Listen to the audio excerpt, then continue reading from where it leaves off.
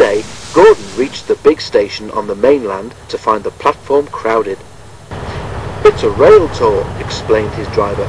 "Going along the coastline to Carlisle, I think." The station master came up. "Can you help?" he asked. "These rail tour people are stuck because their train has failed. Could Gordon take them in his train, please?" Gordon's driver laughed. "You'll have to hold him back, eh, Gordon?"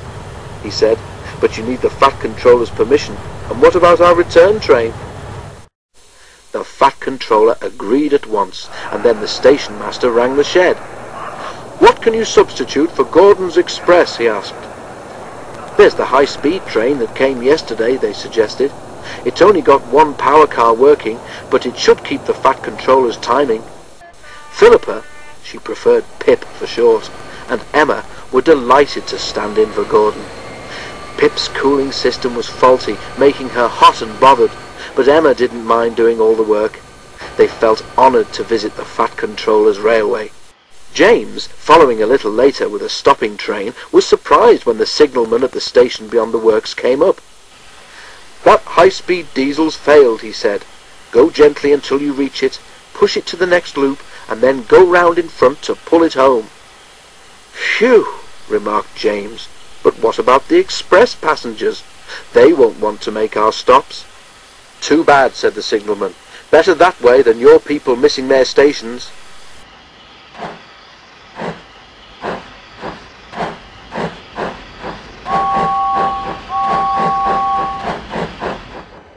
James found the failed train about 2 miles in front. He pushed it to the next station and then got ready to pull. "I'm sorry I can't help," apologised Emma, who was in front, "but we are special lightweight coaches." "That's lucky," said James, who was already feeling puffed. But he found it easier than he expected. Once the train was moving, the coaches followed smoothly. As for the passengers, if they wondered about the extra stops, they didn't complain. The Fat Controller met them. "I'm sorry we're late, sir," said James. "That's all right, James," said the Fat Controller. "I'm pleased with you. You have saved an awkward situation. Now please make Pip and Emma welcome in the shed while I arrange their journey home." The other engines were quiet at first, but they soon found the diesels friendly, and before long they were all laughing together. James was glad Gordon was away. He might, he thought, so easily have said something to upset them. Gordon came home next day. The Fat Controller forgave him for his smokescreen and said that he was sorry for thinking his spoiled top hat had been Gordon's fault.